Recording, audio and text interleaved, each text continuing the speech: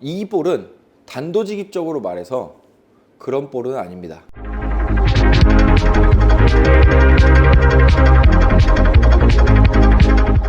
안녕하세요.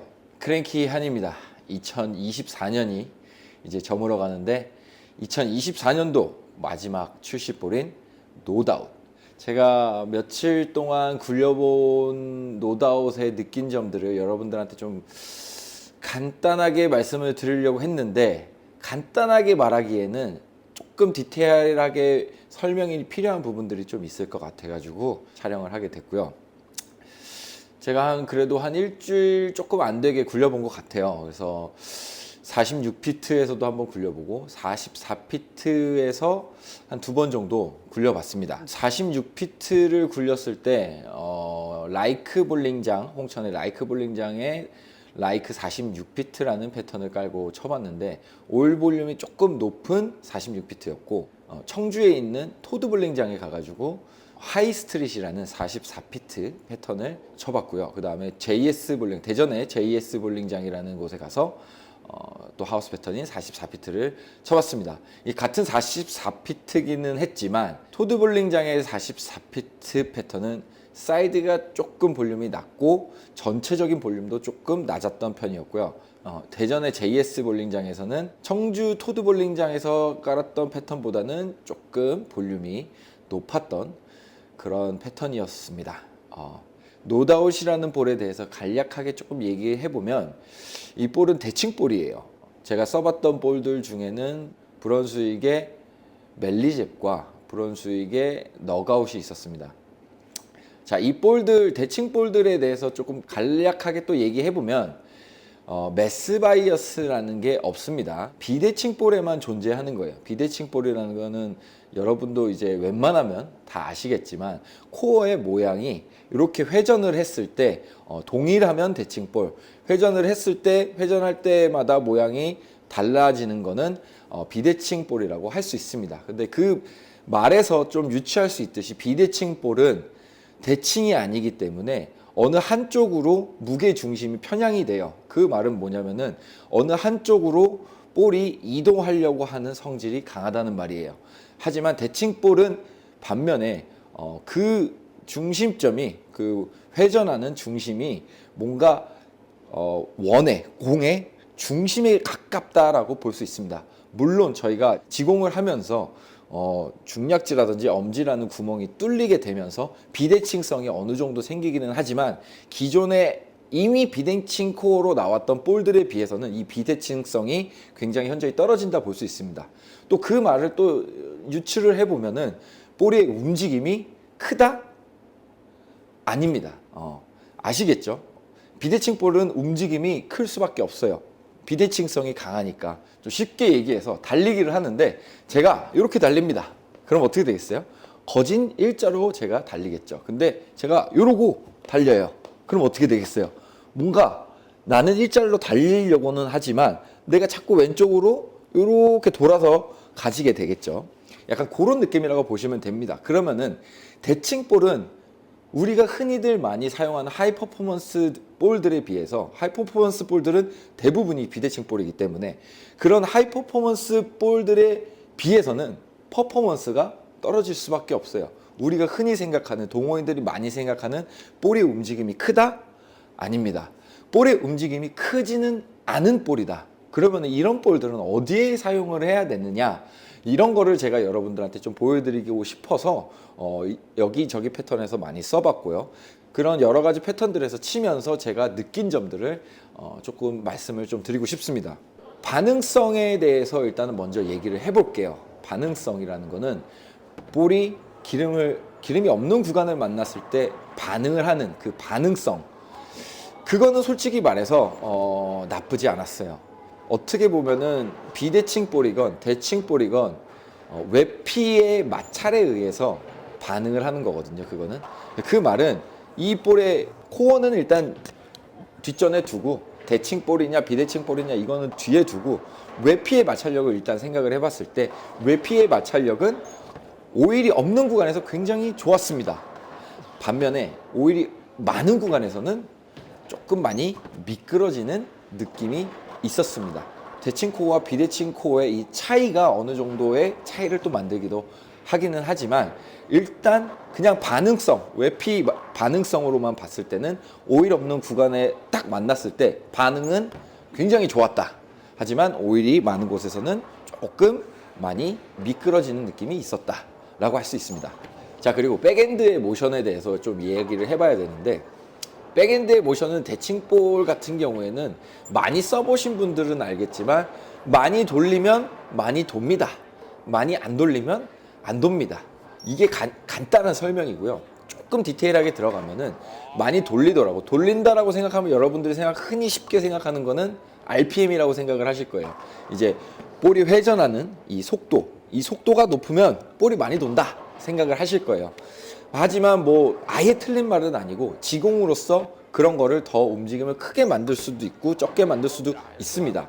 자, 이 볼이 가지고 있는 성능은 볼이 앞으로 구르기만 하면 많이 돌지는 않습니다.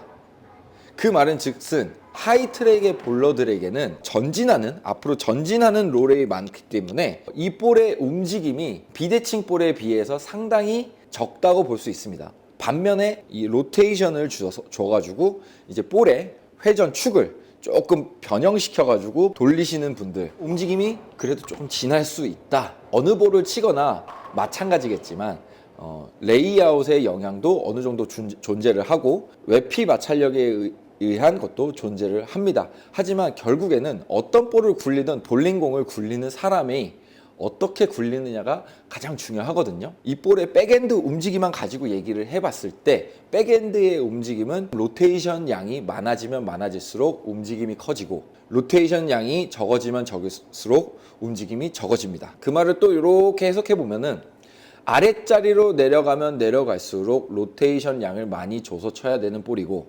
윗자리로 올라가면 올라갈수록 로테이션 양을 줄여 치는 볼이라고 할 수 있습니다. 그거는 이제 가볍게 생각해 두시면 좋을 것 같고 흔히들 동호인분들은 볼에 미친 듯한 퍼포먼스를 보고 환호를 하죠.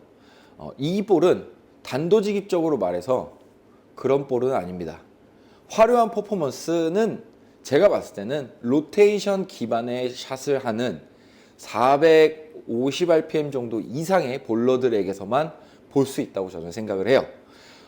그렇다면은 흔히들 뭐 450rpm 넘는 일반 볼러들이 과연 얼마나 되겠어요? 우리 동호인들 일반 볼러들에게는 조금 볼이 다소 밍밍하다라고 느껴질 수 있습니다. 며칠 굴려본 결과 볼륨이 높은 롱 패턴에서 제가 한번 쳐봤을 때 그때는 윗자리에서 치기 굉장히 좋은 느낌이었어요. 반면에 44피트임에도 불구하고 짧은 피트 수는 아님에도 불구하고 정비 땅에 윗자리를 사용하기 시작을 했는데 이 브레이크 다운이 오기 시작하면서부터는 점점 내려가게 되면서 문제가 하나 생기기 시작합니다. 볼의 일산 포켓팅 진입각이에요. 일산 포켓팅에 볼이 진입하는 이 각도가 스트라이크 확률에 굉장히 큰 영향을 미치는데 스트라이크가 나올 수 있는 좋은 각도로 진입을 하기 위해서는 기름이 없는 구간을 피해서 내려가야 됐습니다. 근데 그렇게 되면은 볼에 돌아서 진입하기까지 진입각이 비대칭 볼에 비해서는 조금 아쉬웠어요. 내려가면 내려갈수록 더 로테이션을 많이 해야 되고 그 말은 제가 억지로 뭔가 동작을 해야지만 이 볼을 용이하게 사용할 수 있다는 말인데 보통 저 같은 경우에는 그런 상황이 오면 볼 교체를 합니다. 윗자리에서 내려올 때 사이드핀이 안 나가기 시작하는 볼들이 있어요. 이제 백에서 진입하는 이 입사각이 나오지 않는 볼들이 대부분 그런 경우에는 제가 볼 교체를 해서 이제 조금 더 백에서의 움직임이 날카로운 볼들로 좀 교체해서 사용하는 편인데 이 볼은 제가 봤을 때 아랫자리로 내려가면 내려갈수록 점수 내기는 더 힘들 거다라고 느꼈습니다. 저희가 아무래도 동호인들 같은 경우는 선수들에 비해서 정확도가 떨어질 수밖에 없어요. 저도 마찬가지고 리뷰를 찍다 보면은 제가 생각한 라인이 있는데 그 생각한 라인대로 잘 굴리지 못하는 경우가 많습니다. 그런 미스들을 받아주는 볼들을 저는 굉장히 선호를 하거든요. 그런 안쪽 미스, 바깥쪽 미스 이런 거를 많이 받아줄 수 있는 범용성이 큰 볼들을 제가 많이 선호를 하는 편이기는 한데 하우스 패턴에서 좀 쳐본 결과 하우스 패턴은 대부분이 사이드 볼륨이 낮잖아요. 그러면은 사이드에서 볼이 확 잡혀요. 그러면 그때 확 잡혀서 꺾이기도 하고 확 잡혀서 볼이 풀리기도 합니다. 그거는 이제 뭐 그 투구에 따라서 달라질 수 있는데 이 사이드에 볼륨이 없는 구간을 너무 일찍 만났을 때 일산 포켓팅으로 잘 들어갈 수 있게끔 받아주는 확률이 제가 봤을 때는 많이 낮았어요. 제가 그래서 바깥 미스를 하면 이거는 안 되겠다 이런 생각이 바로 들 정도로 이 볼에 대한 생각은 바깥 미스는 없다 약간 이런 생각이었습니다. 그래서 또 치다 보면은 안쪽 미스를 할 수도 있잖아요. 근데 치다가 봤을 때 안쪽 미스는 그래도 상당히 많이 받아주는 편이었어요. 그 말은 뭐냐면은 제가 생각하는 라인은 기름이 없는 구간까지 볼이 쭉 뻗어 나가야 되는데 그거보다 안쪽을 치면은 어떻겠어요? 그 안쪽에는 기름이 더 많을 확률이 높습니다. 그래서 그 기름이 더 많은 구간에서 쭉 미끄러져 나가다 보니 어느 정도 포켓팅이 용이하게 되더라라는 느낌이었습니다. 근데 여기서 또 한 가지 또 조건이 있어요. 너무 아랫자리로 내려가면은 핀이 안 떨어집니다. 볼이 일산 포켓팅을 치고 1번이 왼쪽 프론트 핀들을 다 밀어주고 3번이 오른쪽 프론트 핀들을 쫙 다 밀어줘서 1, 2, 4, 7 얘네들이 한 번 싹 나가고 3, 6, 10이 싹 나간 다음에 뒤에 얘가 5번 핀을 밀어주고 그 5번 핀이 8번을 때리고 공이 9번을 때리는 이런 정석적인 스트라이크가 나올 확률이 확연히 떨어졌어요.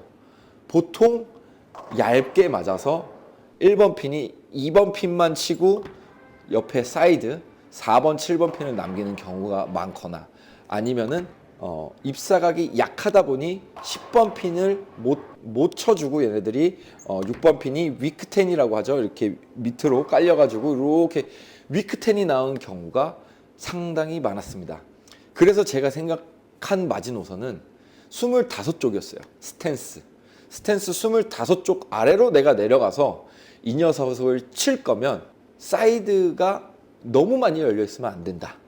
그리고 로테이션 많이 해야 된다. 그럴 거면 이 볼 말고 다른 볼로 치는 게 낫지 않을까? 이런 생각을 했습니다. 그래서 제가 생각한 이 볼의 한정은 윗자리 뭐 한 10쪽부터 뭐 쓸 수는 있겠죠. 뭐 기름이 많이 발려 있으면 10쪽부터 25 사이 그런 스탠스에서 쓸 수 있는 볼이라고 생각을 했습니다. 그래서 이 볼을 누가 언제 어떻게 써야 될지도 제가 생각을 해봤는데 스트로커 분들은 볼륨이 낮은 롱 패턴에선 초반보다는 중후반부 어느 정도 브레이크 다운이 왔을 때 오일 볼륨이 조금 다운됐을 때 떨어졌을 때 쓸 때 좋을 것 같고요. 그리고 볼륨이 높은 롱 패턴에서는 초중반부에는 쓰기 힘들 것 같다고 느껴졌습니다. 결국에는 스트로커 분들이 롱 패턴을 치는 경우에는 초반보다는 중반이 지난 후반부나 중반부에 쓰기 괜찮을 것 같은 볼이다라고 생각을 했고요. 뭐 숏 패턴에 대해서 이야기를 또 해보자면 40피트 미만의 숏 패턴에서 스트로커 분들은 치기 굉장히 좋을 것 같다. 초반부에 라고 생각을 했습니다. 다만 이제 숏 패턴 같은 경우에는 캐리다운이 빨라요. 그렇기 때문에 그 캐리다운을 잘 피해서 치거나 아니면 그 캐리다운을 이용해서 치는 마지노선의 순간을 잘 정해놓고 쳐야 될 것 같다라는 생각을 했었습니다.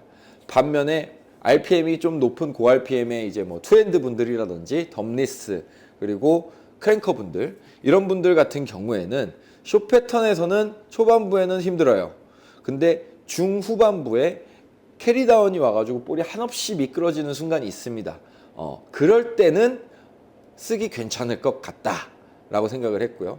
아까 제가 말씀드렸다시피 롱 패턴이지만 볼륨이 낮은 롱 패턴에서는 윗자리에서 쓰기가 변화가 너무 빠르기 때문에 내가 만약에 이 볼을 써야 되는 상황이라고 생각을 드시면 집중하시고 레인 파악을 잘 하셔야 칠 수 있을 것 같고 롱 패턴이지만 볼륨이 높은 경우에서는 그냥 마음 편하게 놓고 돌리면서 윗자리에서 치기 좋은 볼이 아닐까라고 생각을 했습니다.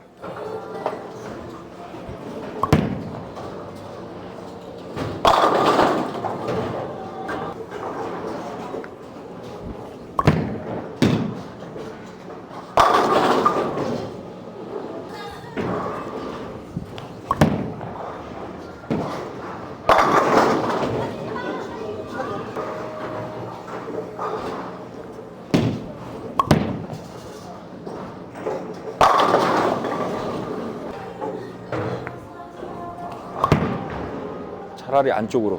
그렇지. 자, 바깥 미스가 원래 심한 볼러기 때문에 상체를 조금 안쪽으로 닫아놓고 치는 타법으로 가는 게 좋을 것 같아요.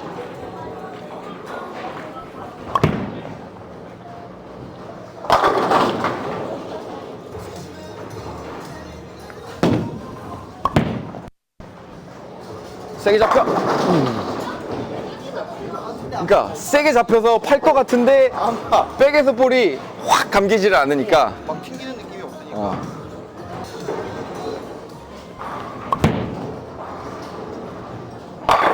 야, 10번 핀이 언젠가 한번 쓸 것 같았는데.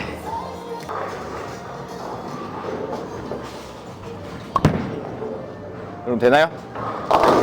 오, 럭키 럭키 럭키. 잘 쳤어요.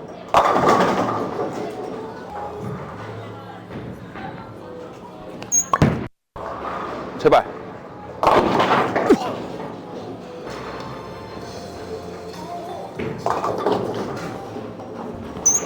잘 쳤어요. No doubt이라는 말이 의심하지 마라는 말이에요. 이 볼을 보면은 슈퍼 세메트릭이라고 합니다. 세메트릭이라는 말은 대칭 볼이라는 말인데, 이제 보통 사람들이 슈퍼 세메트릭 그러면은 슈퍼 대칭?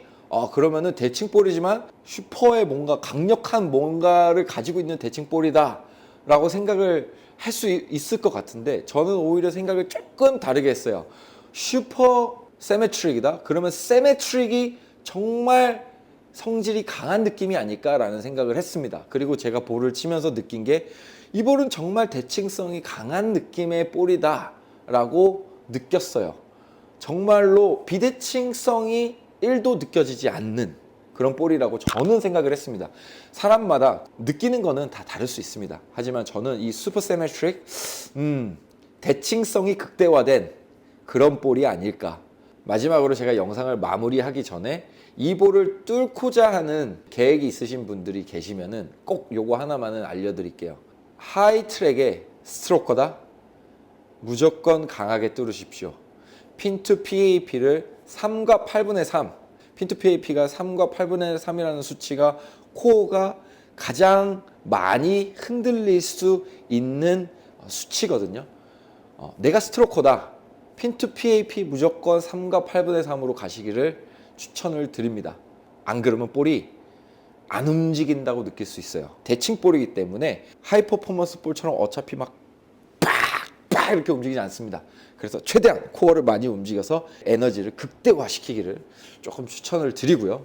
좀 회전이 많은 볼러들이다 하시면은 핀 투 PAP를 조금 늘려서 운동 에너지를 떨어뜨리지 않고 치시면은 윗자리에서 굉장히 잘 쓸 수 있는 볼이지 않을까 싶습니다. 여러분들 아랫자리에서 쓸 수 있는 볼들은 많잖아요. 비대칭 볼들, 좋은 볼들 올해 얼마나 많이 나왔어요. 그런 볼들은 세게 뚫으시고요. 이 볼들은 순하게 대칭 볼답게 뚫어 보시기를 권장드리겠습니다. 단 로테이션이 많으셔야 됩니다. 그냥 하이트랙에 회전만 많으신 분들은 세게 뚫으세요. 하지만 로테이션 양이 내가 많다 하는 분들은 핀 투 PAP 거리를 조금 늘려서 뚫어보시는 것을 추천드리겠습니다. 제가 이번에 뚫었던 제 볼의 레이아웃은 50도와 5와 2분의 1 그리고 40입니다. 제 볼들 움직임 보시면서 참고 잘 하시기를 바라겠습니다. 그러면은 올해 남은 2024년 잘 마무리하시고요. 새해 복 많이 받으시기를 제가 간절히 바라겠습니다. 2024년도 동안 저 응원해 주시고 댓글 달아주시고 하시는 우리 구독자분들 덕분에 제가 올 한 해 브런소더로서 굉장히 좋은 활동을 할 수 있게 돼서 여러분들께 다시 한번 감사의 말씀을 드리고 싶습니다. 감사합니다.